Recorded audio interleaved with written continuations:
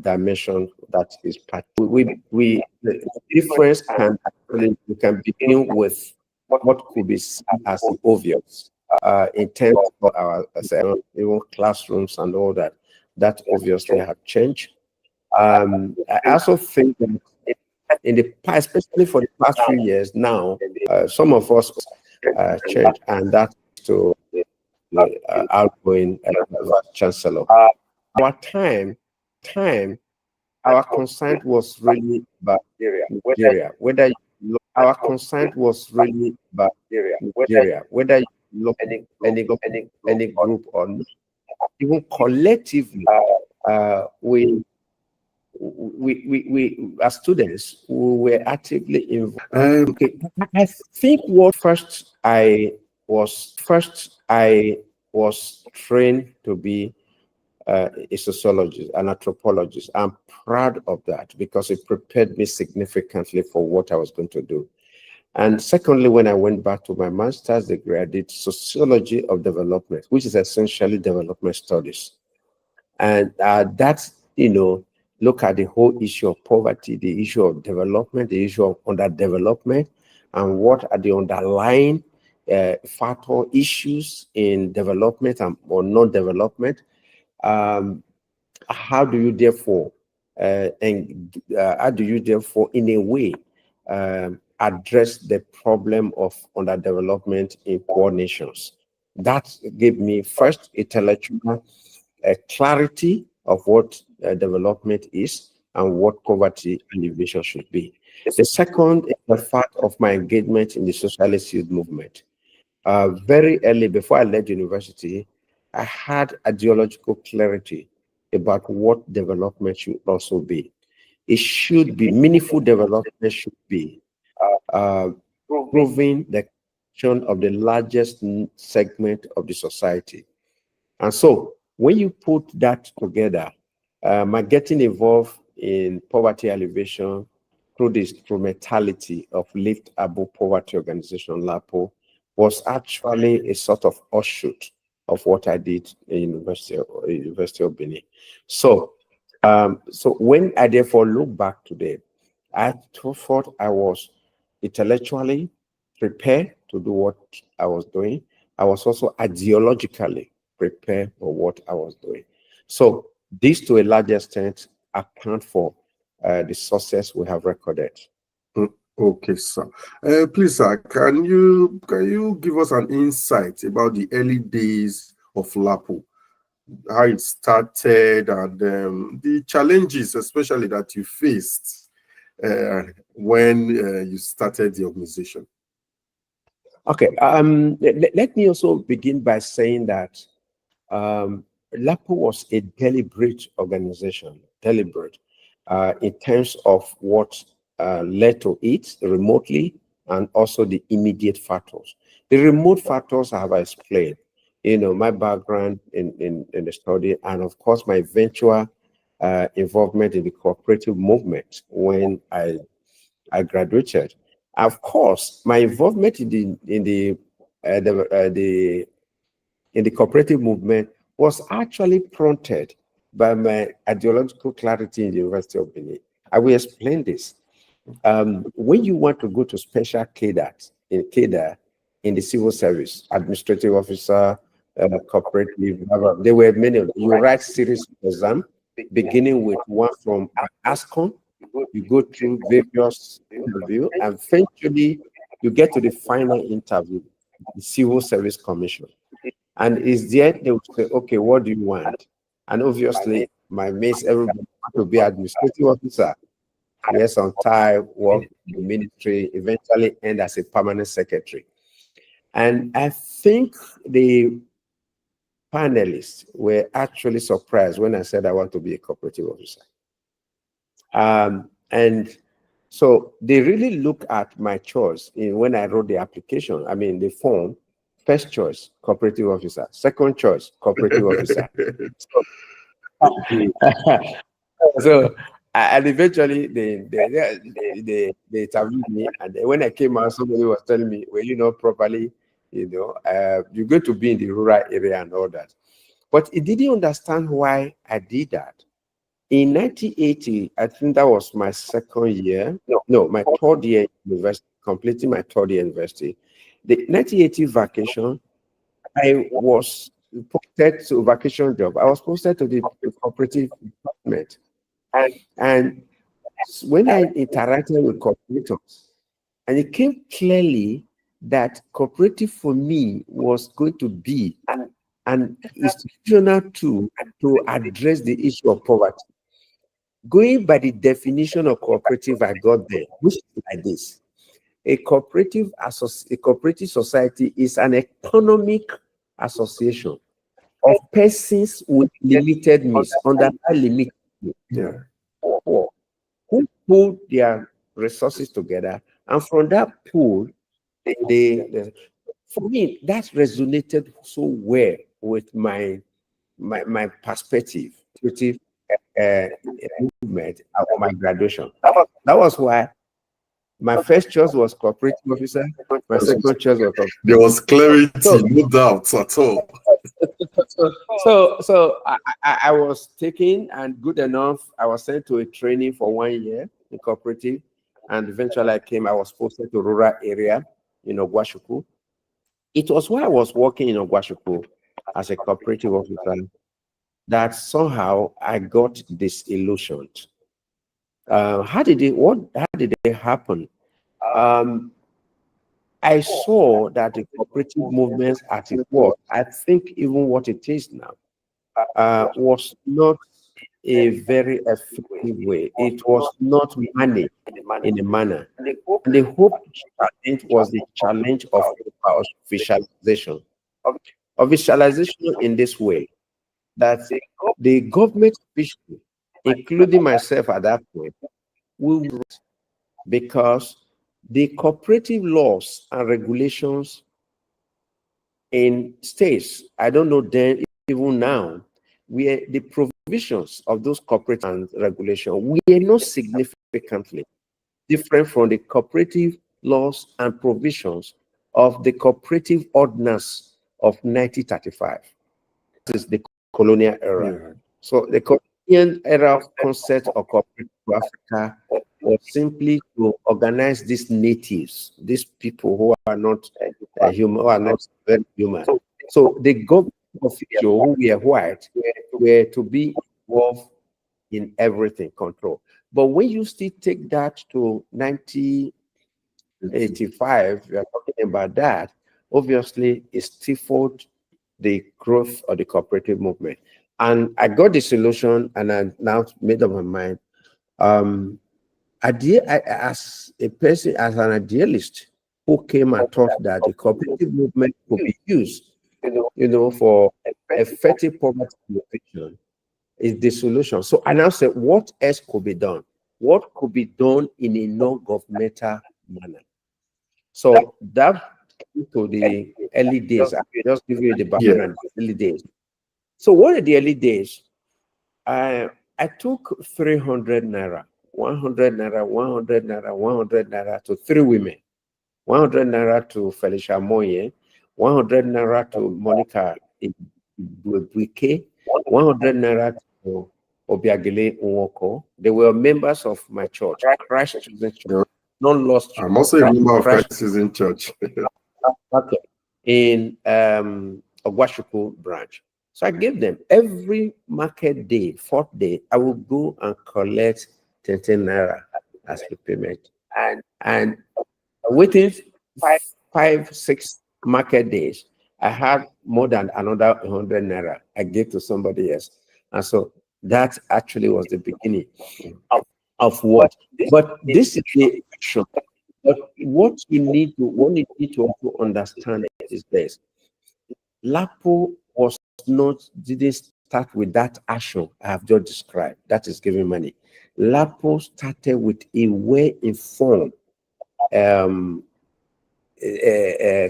clarity about what you want to do. For instance, why the name? Lift Above Poverty Organization. The name was more from the circumstances at that time. The economic crisis Nigeria goes through today actually started in 1982 when there was a cut in the international oil market, and that decreased the revenue for the nation. And that has implication for government capacity to meet its own obligation, inclusive of salaries. And so Shagari then came up with a sort of a bucket of what he called austerity measure. They were in effect. So he was removed by Buhari. Buhari could not also handle the economic situation. So one of the reasons that also led his downfall is also trying to deal with the economic crisis and other things. Babangida took over in 1985. In 1986, Babangida was dealing with the economy. At a point, he was reported to have said that he still wonder why the economy has not collapsed. But eventually, to the IMF and adopt the structural adjustment program they call SAP. He didn't actually adopt it in a manner that would enable him to get the IMF loan, the International Monetary Fund loan. He refused the International Monetary loan, didn't take the loan, which many Nigerians perhaps were happy about. But unfortunately, he adopted conditionalities. It is like you go to First Bank and they said that the condition you should meet. You will address condition, but did not take the loan. So the implication was that the central component of that adjustment were this: divide the national currency, which we did. Rise the workforce in the public sector. That is a fanciful name for retrenchment, which they did. Okay. So, remove subsidy from social services, which they did. And the cumulative effect of this resulted in the level of poverty increasing. I think statistically, with the statistics we have then, was that the level or the rate of poverty increased from about 18% to 48% in 18 months. Also, so for me, my response to that level of poverty set up lift above poverty. Okay, that was the response. That was my response. For me, to clarity again, was that the program of LAPO, as you see it then, as even as it is as they are today, are actually the way I conceptualize poverty. I conceptualize poverty then, and I think it's still true, that poverty is an octopus with tentacles. Octopus with tentacles. And those major tentacles of poverty are material deprivation. You don't have money, you don't have things, which many people think is only poverty. The other tentacle is poor health. Poor health is a function of poverty, dimension of poverty. And then the final one for me was social exclusion. The poor person is withdrawn. The poor person have low self-esteem. So these were the three dimensions that I identified. And LAPO programs then and now are influenced by this. We have the microfinance, which many of you know, to address material deprivation. We have health programs.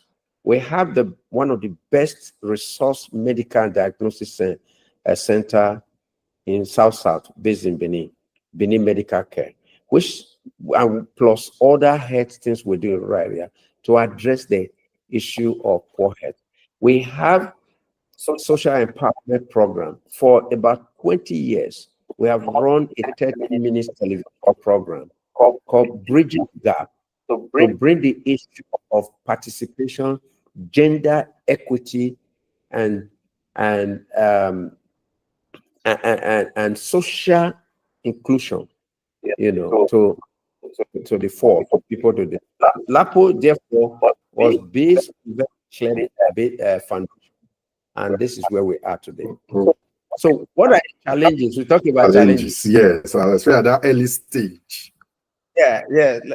The challenges we have had actually have differently come at different stages of our growth.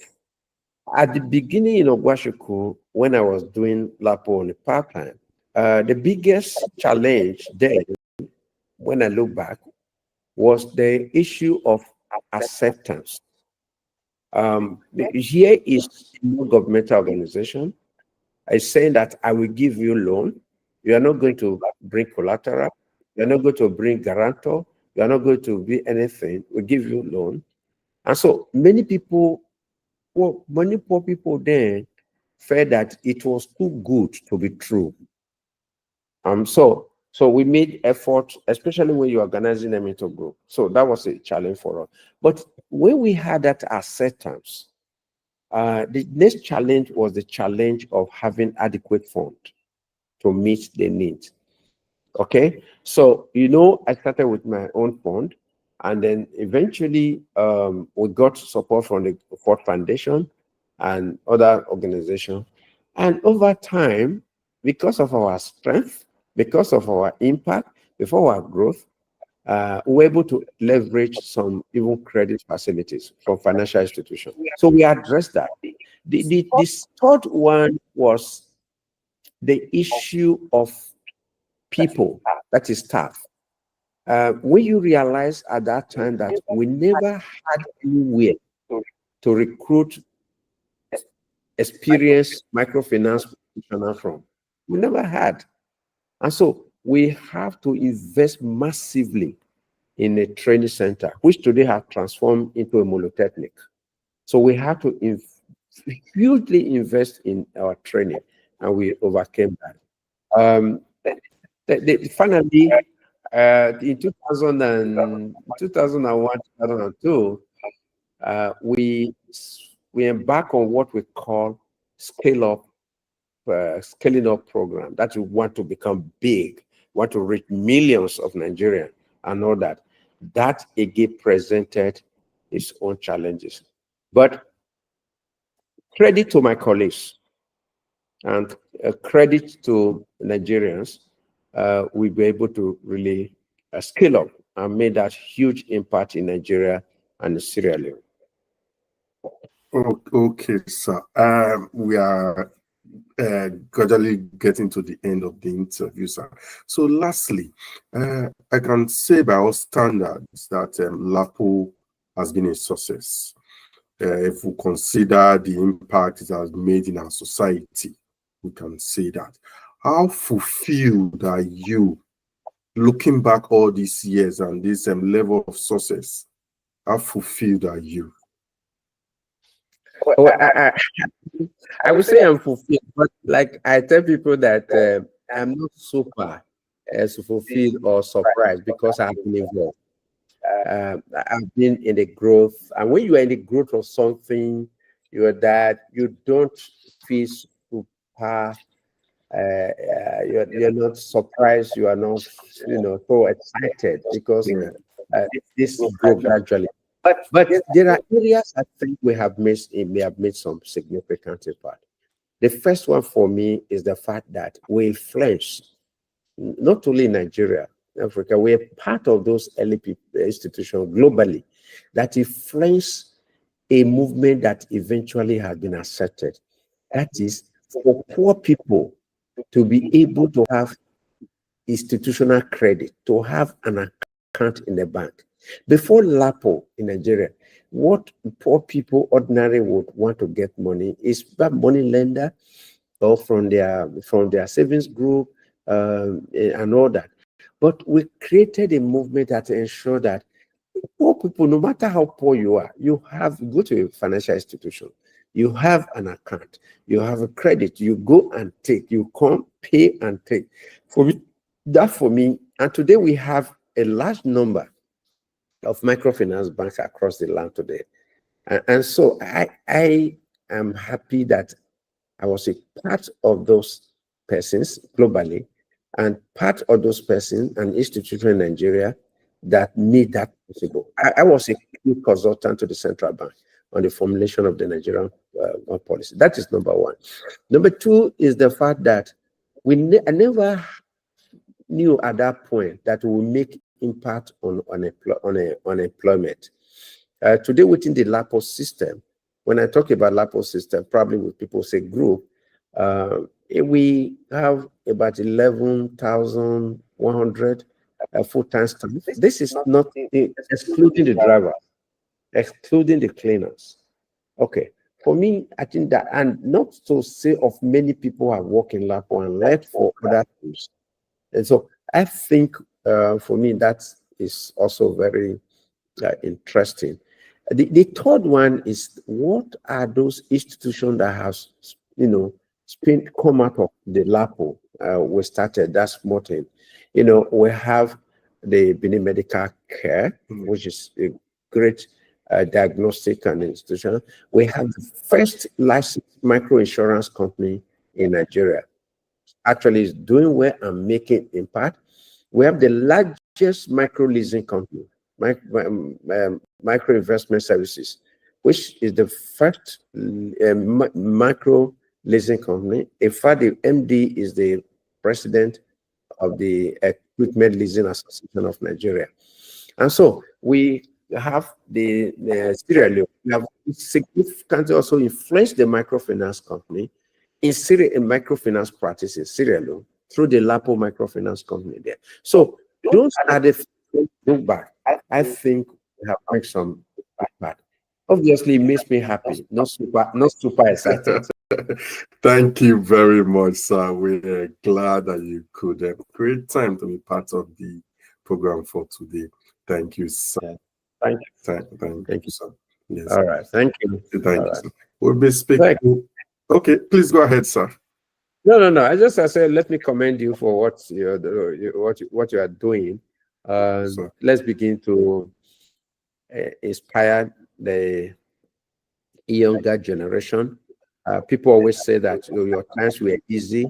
No, there's no time that will be easy. There could also be, when you compare even our time, when we look back to what was happening about 10, 20 years before then, we saw those people things were not easy. So I think at every generation, there are challenges, and those challenges to a large extent contain the seed for innovation and greatness. Without the economic crisis of the 1980s, it would have not been LAPO. Thank you very much once again, sir. Yes. We'll be speaking with Dr. Godwin Egiamuso, the founder of Lift Above Poverty organization, LAPO. Dr. Egiamuso holds a Bachelor of Science and MSc degrees from the Sociology Department of the Faculty of Social Sciences, University of Benin. Continue to subscribe to our channel. We'll bring you more exclusive interviews with distinguished alumni of our great institution. Bye for now. 1970, we sure we did the forefront. Knowledge for self-peace, for sure we did the work hard and we shine. Commitment, dedication. Neurosurgery, comedy, music, Nollywood. SOTK, Dr. Core, MC Casino. We they represent, stand tall anywhere we go. Great Uniben, great Uniben, great Uniben, great Uniben, great Uniben, great Uniben, great Uniben, great Uniben.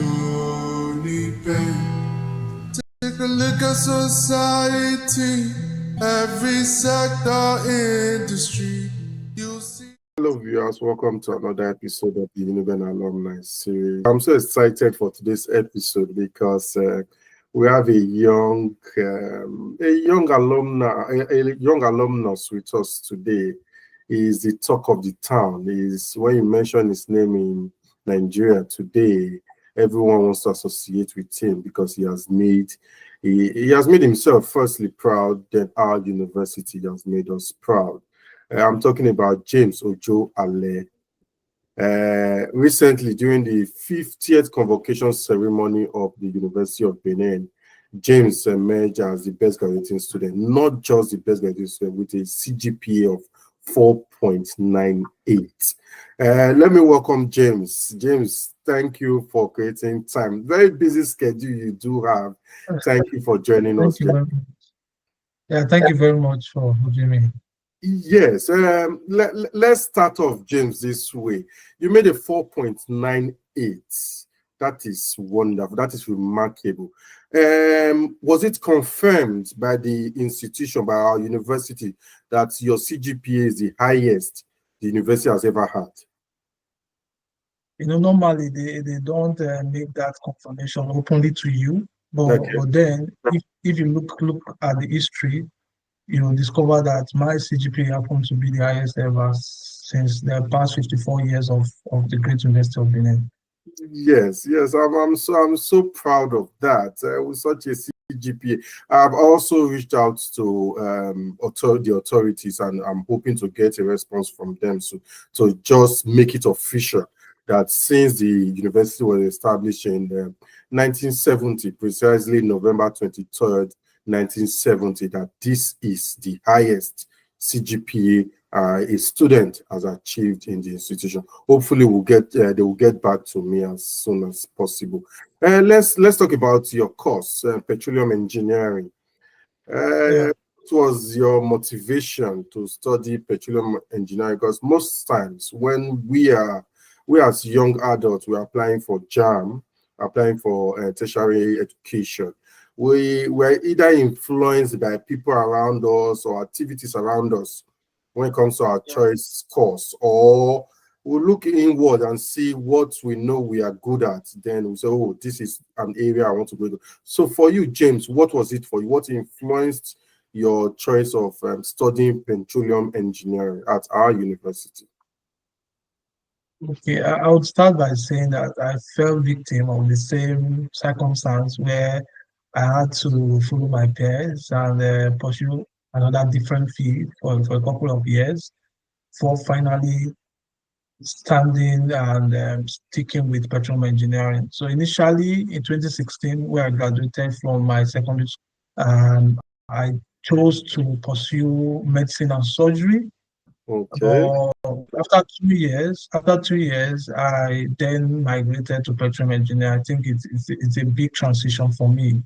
Yeah. So you actually in medicine for your first and second year. Not I was not in school, but then I applied for medicine and surgery for 2 years. But Oh. couple with funding issues, I had to stay back. Then in 2018, I applied, but this time in petroleum engineering. So there So was a reason why I had to go for petroleum engineering. Yeah. were you admitted initially to study medicine? I was not admitted to study medicine the second time, but the first time I had issues with at that time there was this caps issue with admission. Yeah, Okay. that was the year they started jam caps and all that. So I think I did not accept my admission, so I was rejected because Oh, I was not ready. As at that time, when they give you admission, if you don't accept it within 2 weeks, yeah, you it would will be taken off be it. Yeah, rejected. yeah. Exactly. So that I fell victim of that. Then the Okay. second year, it was to University of Benin, and funding issues because no medicine I was given, right? But that same year, my brother gained admission, so I had to allow him go. So I had to wait another year. So the third time I had to write JAM in 2018. At that time, I was convinced that I needed to pursue after petroleum engineering. This time, no peers, no influence. It was my decision to go for it. And that stemmed from the fact that I had a dream. I'm a Christian, so I had that dream conviction that I saw in a dream where I was a petroleum engineer. I was actually solving a problem in that dream, right? So that belief, right? I decided, okay, since I love mathematics, not only I love mathematics, I also have fun with physics. Then I decided to say, okay, let me go through the part of engineering. And I got that conviction. I said, okay, let me pursue after it. And yes, I was convinced. I decided to walk through that path. Yeah, That's interesting. That's interesting. And you decided to go into petroleum engineering, and you went there to smash all the records. That's a year. Let's talk. Let's talk about your feats. Usually, those that make such a remarkable academic feats like yourself are not usually involved, and all the times involved significantly in other activities outside academics. Mostly they just have this routine from their hostels or where they stay to the classroom and all and back. But that wasn't it for you, because looking through your time at the university, you were class rep for your class, you were departmental president, you were Society of Petroleum Engineering, the Uniben chapter, you were president, and all of that. How were you able to manage all these activities and responsibilities and your academics? Yeah, I would like to mention some of the activities I was interested or I was involved in while in school before explaining how I was able to manage them. So some of the activities I was involved with, right? I was part of the Society of Engineers. I was the president at that time. I was a class rep for 4 years. I was also the president of my department. I was a parliamentarian, right, of NUESA, of the Great University of Benin as well. I also involved myself with football, soccer activities. I was also a player. I was a striker. So, and let it be on record that I got some couple of good medals. Right? So, yeah, I did involve myself in a lot of social activities, and I think that was the beauty of the whole thing. But then I was sure of what I was in for. That focus was there, that discipline was there, the determination was there. I knew what I was after. So in order not to feel like I'm left out or I'm trying to separate myself from my peers, what I do is to adjust. So most times when I set out plans to read, normally I read hours minimum, 15 hours maximum in a day. 15 hours in a day? Yeah, I do this 3 hours and read shift, yeah. Okay. So 3 a.m. to 6 a.m., 6 a.m. to 9 a.m. I rest, 9 a.m. to 12 p.m., just like that. That would be 12 hours. So sometimes when I enjoy the book, so I read additional 3 hours, so making it 15 hours. While days I go to classes, right? I know from 8 a.m. to 2 p.m. There's time for classes. So, but I read in the morning, 3 to 6 a.m. Then when I come back from school, I read another 6 hours, that's 9 hours. So minimum of 8 to 9 hours every day. I had to manage those social activities with my reading time. So days I know I'll be going for a football match, I'll be going out for an activity. I try to read very well during the morning hours so that when I come back, even if I'm tired, I'll be able to read additional 3 hours, making it 9 hours. So that's how I kept it going. So I know the time I'm supposed to leave every event I attend because I know it's going to have an issue with me. So I read from the beginning of the semester. So basically there was discipline. I was conscious of what I was doing, what I want to achieve. And there are some events I try not to attend because I need to take my time. And even if I attend, I know when to leave the event. And even as a president, I also learn how to delegate duties. So there are some events I was not fully involved, but I had to delegate some of my wonderful ESCOs who served with me to do those jobs. So I think these are some of the skills I would say I've learned from several conferences and events I attended. And I'm grateful to God that it worked through for me. So students who want to follow the same path should understand that these things will come, be aware that they will come, understand the system and approach it, if not in manner, but create a strategy that will work for you. Thank you. Yeah. And let's talk about your first class. When you got into the institution, right from 100 level? Did you set out your plan to make it first class right from 100 level? Yeah, yeah. I wanted to make it first class because I thought in my mind, I was like, I need to come out from the shell. I want to be seen, but I don't want to say it with my mouth. You want So I want to create, yes, I want to create a record that will bring me out, not me saying it in my mouth. So I looked up, I checked the records in Uniben. So I started monitoring all the records that was going on from the very beginning. So those days I don't go for competition physically. I just stay at home and watch it online just to see the records that were created. Then you were intentional about what you wanted. yes, and that was the case. I think my mind was in 2019. Yeah, that was when the whole thing dawned on me. Yeah. Oh, okay. Did you ever think of making a 5.0? Did you think of hitting the maximum? I would say no from the start because in 2018, my mind has not been restructured at that point because I just felt let me come into school, make it first class, maybe 4.5.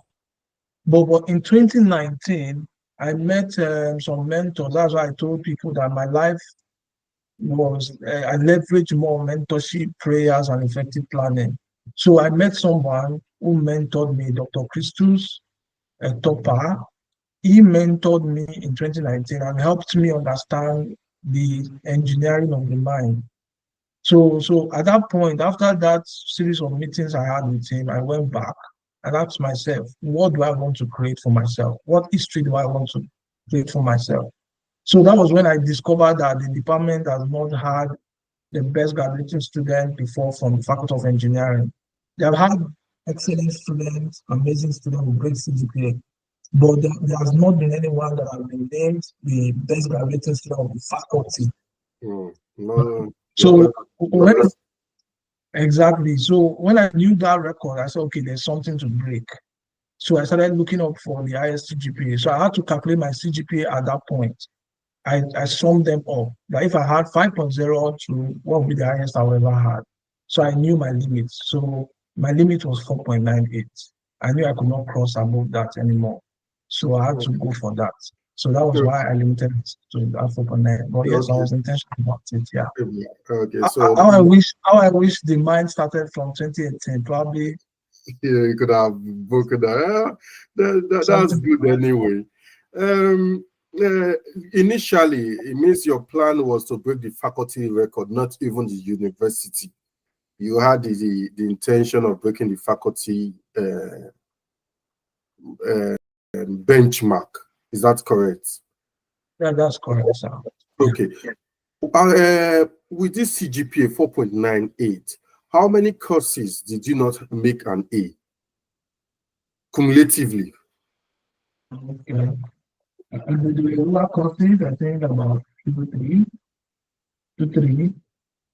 about 2, 3. After your 5 years in the university, and the other courses you made A. Yeah, that's correct. That's excellent. What was your toughest? You talked about 2018 or so. Yes. Yeah. Was that your toughest level, or before then? What level was your toughest level? Okay, if it's while I was in school, I would say it was 2019. Yeah, Okay. 2019 was a very serious situation for me because it was at that time I was having funding issues. And I lost my dad in 2011, so I had to go through school, leveraging on my mom's finance. My mom is a petty trader, so she does this provision store. So we all had to leverage on whatever comes from that provision, right? So and at some point you start feeling for her because you don't want her to start borrowing money just to take you to school. So that 2019 was really tough for me. I was about even dropping out from school because I thought maybe I should go back and teach. So teach. So but then I saw a scholarship and I had to apply for that scholarship. Yeah, I Yeah, was coming to that scholarship. Yeah, because I yeah, saw your visits to the Edo State Subeb chairman, Dr. yeah, Padi Yamo, yes, who happens to be another distinguished alumnus of our university. And during yeah, that visit, you mentioned the Bedrock Foundation Scholarship, which yeah, yeah, the chairman of the foundation, Engineer Usau Yadolo, who happens to be an alumnus of your department as well. He's so that's correct. yes, he's so proud of your achievement, and also you mentioning it, you have also inspired, push him to support other students more with his foundation. And how helpful was that scholarship for you? Because you just mentioned you thought of even dropping out because of Yeah, fine that's correct. arts. Yeah. So how helpful was that scholarship for you? Yeah, it was so very helpful, just like you said. As at that time, when it came to Uniben, I had to make research about the owner, and that was when I knew that he was an alumni from my department. So, there's this kind of pride you have that your person they come. So I took the exam normally, and luckily for me, I won it. And ever since, they have been helpful because not only did they just give us the scholarship, they also created a WhatsApp group chat, added us on that WhatsApp group chat, and just kept the family together. And we had to submit our CGPA every year. So I saw that as a commitment from my end to do well, just to make him proud throughout my stay. So the scholarship was helpful, very, very helpful. At least at that point, I did not give it up anymore. I saw it like a commitment. And from my end, I decided to give back to the society in my own capacity by tutoring students for Yeah. free from that time till I graduated. I'm grateful that it inspired me in that direction. Let's talk more about your giving back. I understand you founded an organization. Yeah, that's correct. Yes, please, can you throw more light on that, please? Yeah, even before I get into school and got admission into University of Benin, I've had this passion of teaching people in what I know. So I don't hold things to myself. I just try to teach people, and I've taught several persons for free before I entered school. And so I love to teach, of course. Then in university, after that scholarship inspired me, I saw it as a good way to also give back in my own way. So I decided to open a foundation. I opened several of them. So I was teaching my Alpha team. Alpha team, that's my course mate. Then I had this core team. Core team was for my course mate. Alpha team was my faculty mate within the same level. So why go getters was for those from lower levels. So I believed in this chain to chain groups that as you grow, you hold somebody at the top